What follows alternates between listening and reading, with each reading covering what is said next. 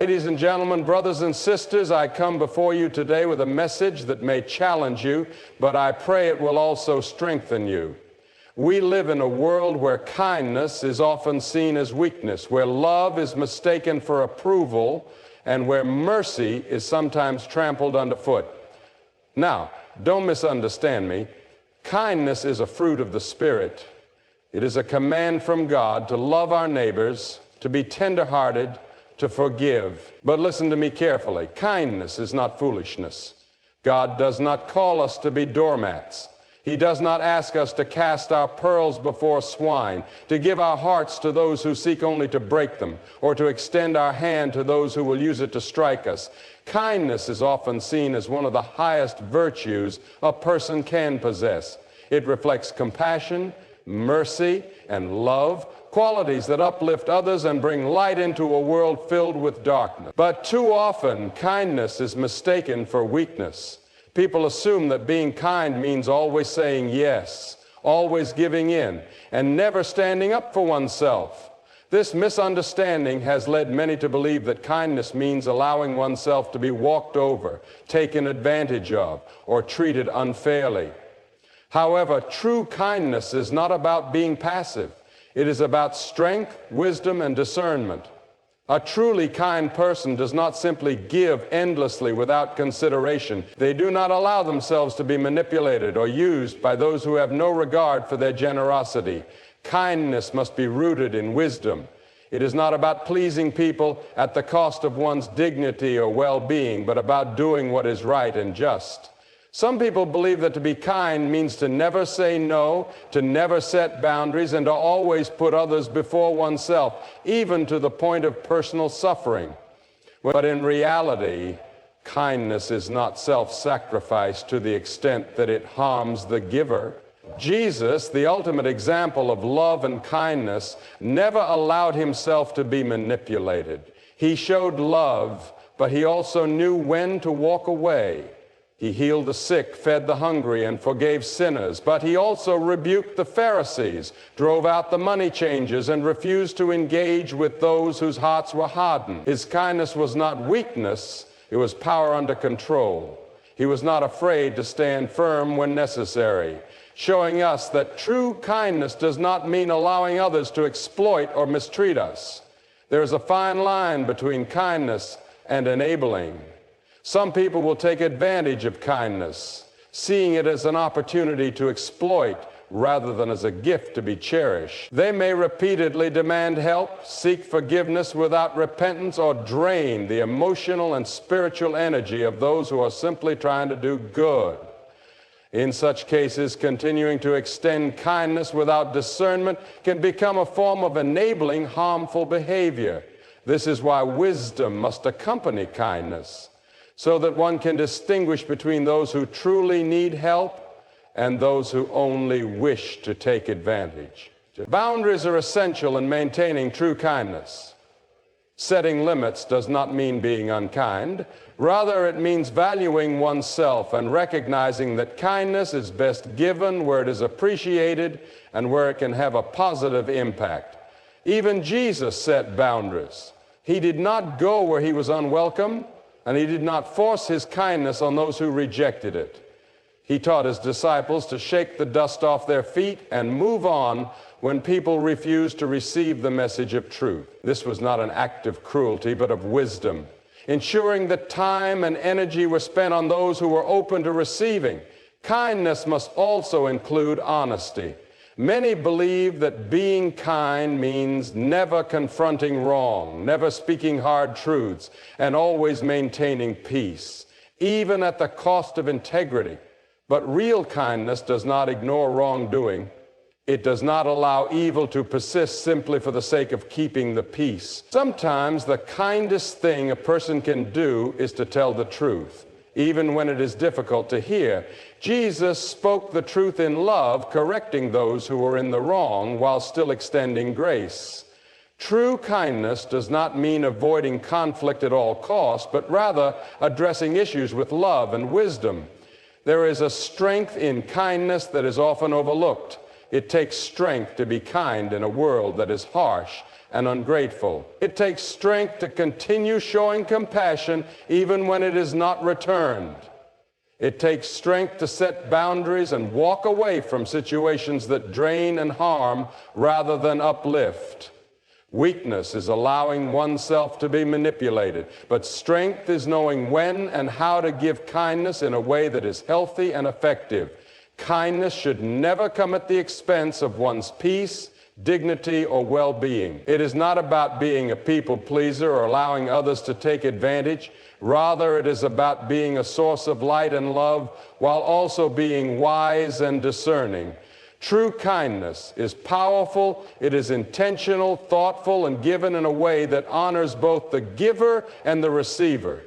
Jesus is the perfect example of kindness, showing love and compassion to those in need, the broken, the sick, and the sinner. However, his kindness was never blind or without wisdom. He did not give indiscriminately to those who would abuse his grace, nor did he allow others to manipulate or control him. Jesus was kind, but he was also discerning, knowing when to offer mercy and when to stand firm.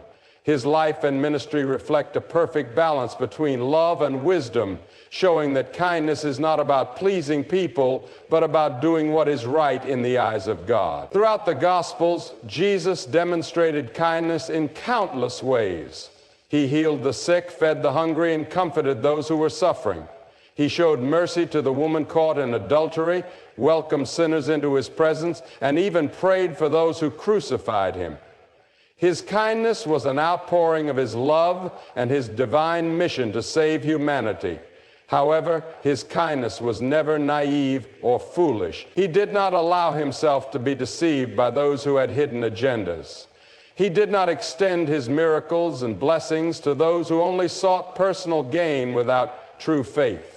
When the rich young ruler came to Jesus seeking eternal life, Jesus showed him love, but also challenged him to give up his riches.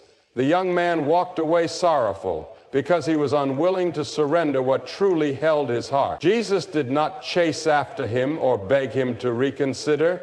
His kindness included truth, and he allowed people to make their own choices.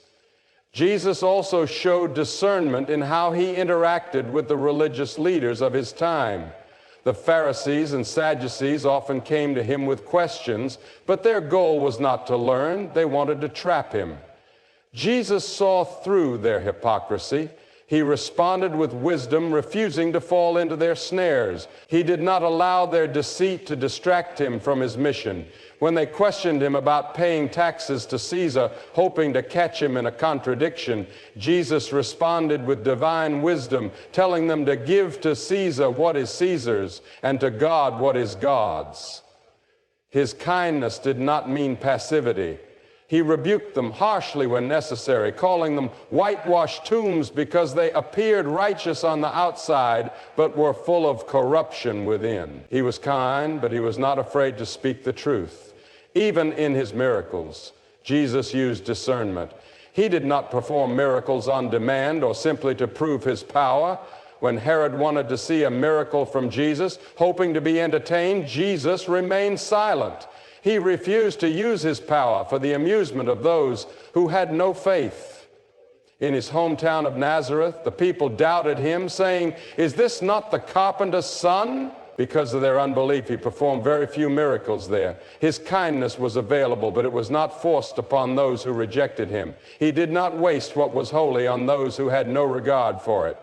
Jesus also exercised discernment in his relationships. While he loved all people, he did not entrust himself to everyone. The Bible tells us that he knew what was in the hearts of men, and because of this, he did not rely on human approval. He had many followers, but only 12 disciples were chosen for deeper teaching. Among those 12, 3, Peter, James, and John, were brought into even closer intimacy with him. And even within those 3, John was the one referred to as the disciple whom Jesus loved. Jesus understood the importance of discernment in relationships. He loved all, but he did not open his heart to all. There were also times when Jesus walked away. When the people of a town rejected him, he did not argue or beg them to accept him. He moved on to where his message would be received. When the crowd wanted to make him king by force after the miracle of feeding the 5,000, he withdrew to a solitary place.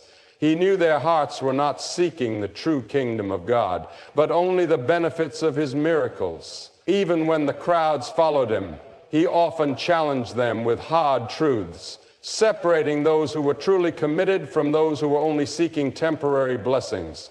Many walked away when his teachings became difficult to accept, but Jesus did not change his message to make it more appealing. At his trial, Jesus remained silent before Pilate when false accusations were thrown at him. He did not defend himself against lies, knowing that the hearts of his accusers were set against him. He was not interested in winning arguments. His focus was on fulfilling the will of the Father. His silence was not weakness, but a demonstration of supreme wisdom and self-control.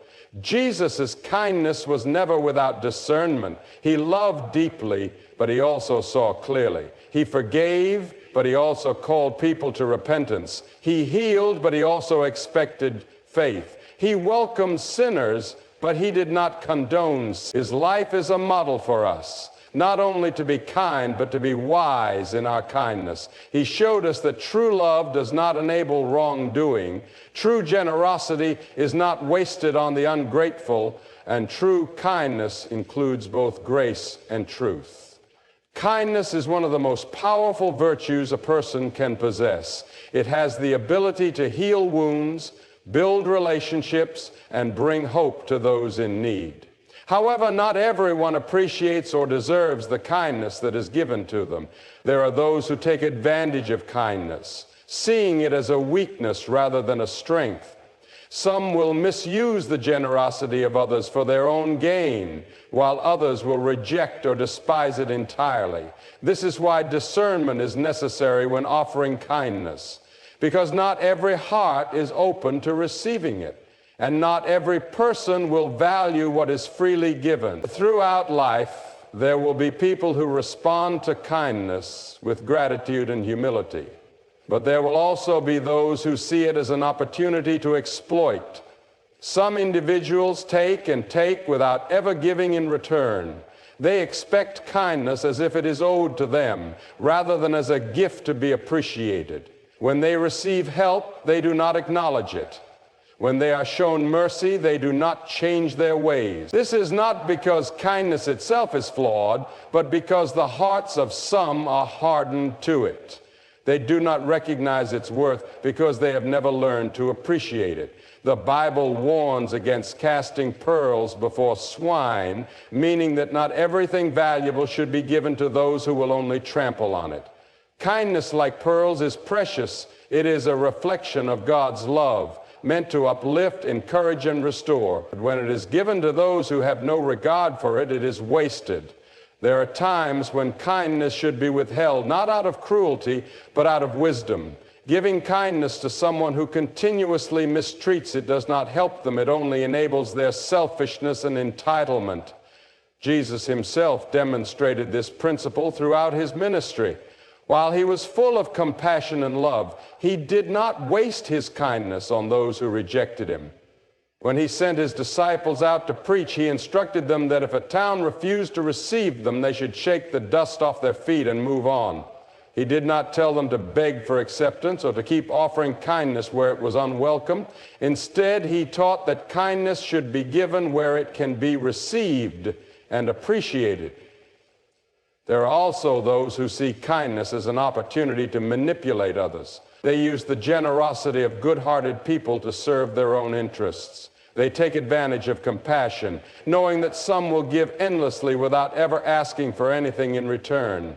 These individuals do not deserve kindness in the same way that a humble, grateful person does. Kindness is not meant to be used as a tool for manipulation, and those who misuse it should not be allowed to continue doing so.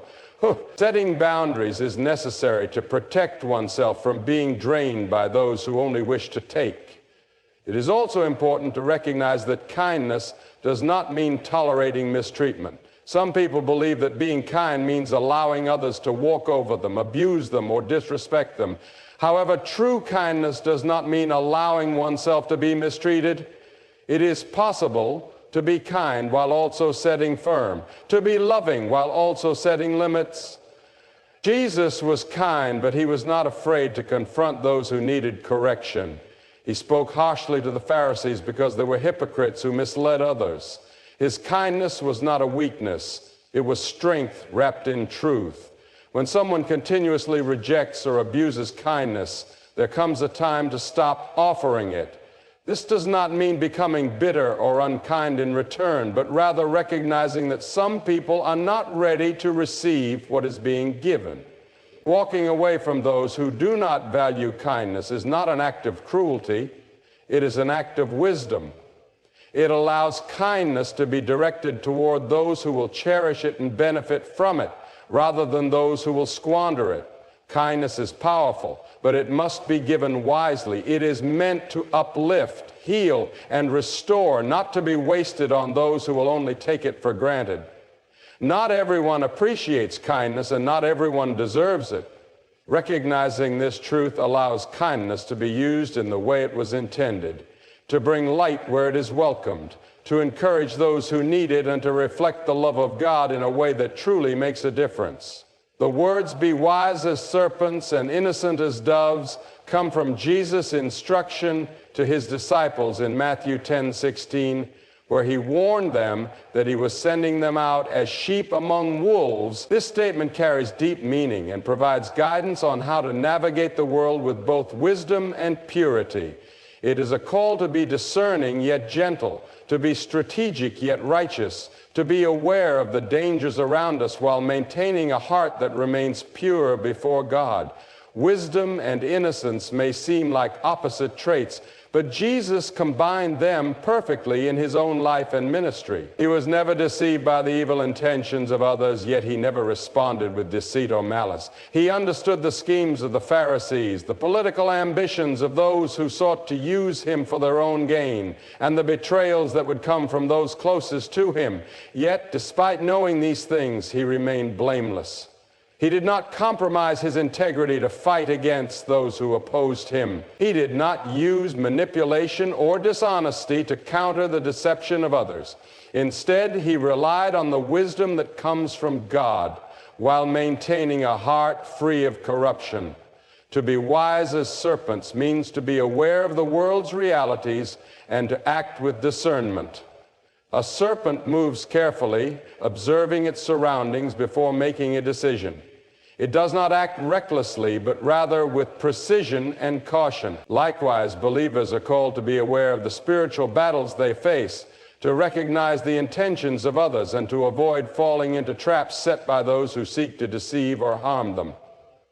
Wisdom involves knowing when to speak and when to remain silent, when to engage and when to withdraw, when to trust and when to be cautious. It means understanding human nature and the way the world operates without becoming cynical or hardened by it. On the other hand, being innocent as doves means maintaining purity of heart and integrity in all things. A dove represents gentleness, peace, and sincerity. Jesus did not instruct his disciples to be cunning in a way that involved dishonesty or deceit, but rather to be shrewd without sin. Many people mistake wisdom for craftiness or manipulation, but true wisdom is not about deceit. It is about knowing the truth and walking in it. Innocence does not mean being naive or ignorant. Rather, it means living in a way that honors God without becoming corrupted by the evil in the world. There is a great danger in leaning too far toward one side or the other.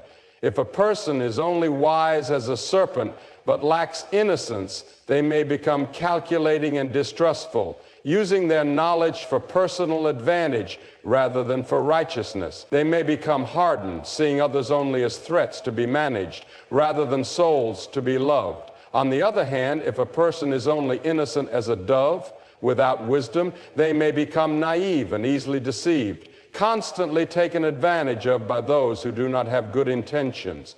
This is why Jesus commanded both wisdom and innocence to balance each other. so that we can navigate life in a way that is both shrewd and pure, discerning yet gracious. One of the greatest examples of this balance in action is Jesus' interactions with the Pharisees. They often tried to trap him with tricky questions, hoping to find a reason to accuse him. Yet Jesus never fell into their traps. When they asked whether it was lawful to pay taxes to Caesar, hoping to force him into either opposing the Roman government or betraying his people, he responded with divine wisdom. Give to Caesar what is Caesar's, and to God what is God. He did not allow himself to be manipulated, yet he also did not respond with hostility or dishonesty. His answer was both wise and innocent, revealing truth while avoiding their schemes. Another example can be seen in how Jesus handled Judas, who would eventually betray him. Jesus knew from the beginning that Judas would betray him. Yet he did not expose him before the time was right. He treated him with the same kindness and love as the other disciples, yet he was never deceived about his true nature. Even at the Last Supper, when Judas sat at the table with him, Jesus addressed him with both wisdom and grace, knowing what was to come, yet not allowing bitterness or hatred to corrupt his heart. Believers are called to walk in this same balance. In a world that is filled with deception, selfishness, and evil, it is not enough to be kind. We must also be wise. At the same time, in a world that encourages cynicism, self-preservation, and retaliation, we must not allow our hearts to be hardened. We are to be as wise as serpents in recognizing danger, avoiding deception, and acting with discernment, yet as innocent as doves in maintaining love, purity, and righteousness. This balance allows us to navigate difficult relationships, make wise decisions, and respond to challenges in a way that reflects the character of Christ. Ultimately, this instruction from Jesus is not just practical advice, but a call to live in a way that honors God. It is a reminder that wisdom and righteousness are not mutually exclusive, but must work together. To be wise as serpents and innocent as doves is to live with both discernment and integrity, standing firm in truth while walking in love. There are moments in life when the best thing one can do is walk away. Jesus, in his wisdom, taught his disciples this lesson when he sent them out to preach the gospel. He told them that if a town or household rejected their message, they were to shake the dust off their feet as a testimony against them and move on. This instruction was not just about physical dust, but a powerful symbol of letting go, refusing to carry rejection and moving forward without bitterness. This lesson applies far beyond the mission of the disciples. It is a principle for life itself. There will be times when people will reject kindness, truth, love, or even the best efforts made to help them. Some will resist change, refuse wisdom, or even mock what is good. Jesus understood this reality, and rather than instructing his followers to stay and beg for acceptance, he told them to leave. This is not an act of cruelty, but of wisdom. Not everyone will be receptive, and that is not a failure on the part of the one offering the message or kindness. Sometimes the most faithful response is to move on. Rejection is one of the hardest things to endure. Whether it comes from people we care about, from opportunities that seem promising, or from efforts that seem worthwhile, rejection can be discouraging. It can make one question their worth or wonder if they should have done more. But Jesus' command to shake the dust off and move on is a reminder that rejection is not always personal. Sometimes people are simply not ready to receive what is being offered. Their hearts may be hardened, their minds closed, or their desires elsewhere. No amount of persuasion can force someone to value what they do not appreciate. There is wisdom in knowing when to let go. Many people waste time and energy trying to convince those who have no interest in listening. They keep pouring into relationships that are one-sided, trying to help those who refuse to change, or seeking approval from those who will never give it. But just as the disciples were not called to force anyone to accept the gospel, People today are not called to keep striving where there is only resistance. There comes a point where it is necessary to recognize that staying any longer only leads to frustration and unnecessary pain. Jesus himself lived by this principle. When he visited his hometown of Nazareth, the people there doubted him. They could not accept that someone they had known as a carpenter's son could be the Messiah. Because of their unbelief, Jesus did not perform many miracles there. He did not argue, beg, or try to prove himself. He simply moved on to where his message would be received. This shows that even Jesus, full of love and patience, understood that some hearts would remain closed. He did not waste time where faith was absent. This lesson is also seen in how Jesus interacted with the rich young ruler. When the man asked what he must do to inherit eternal life, Jesus told him to sell his possessions, give to the poor, and follow him. But the young man walked away sorrowful because he was unwilling to let go of his wealth. Jesus did not chase after him or try to make the message more appealing. He let him go. Some will choose their own path, and no amount of pleading will change their hearts. Shaking the dust off one's feet is not an act of anger or revenge. It is not about proving a point or making others feel guilty. It is about releasing oneself from the burden of rejection. Holding on to disappointment, resentment, or the need for closure only weighs a person down. Carrying the dust of rejection into the next season of life prevents growth and healing. Moving on is an act of trust. Trusting that God has better things ahead, that time and energy should be invested where they are valued, and that rejection is not the end of the story. In relationships, this principle is crucial. There are times when no matter how much love, patience, or effort is given, a person will not reciprocate.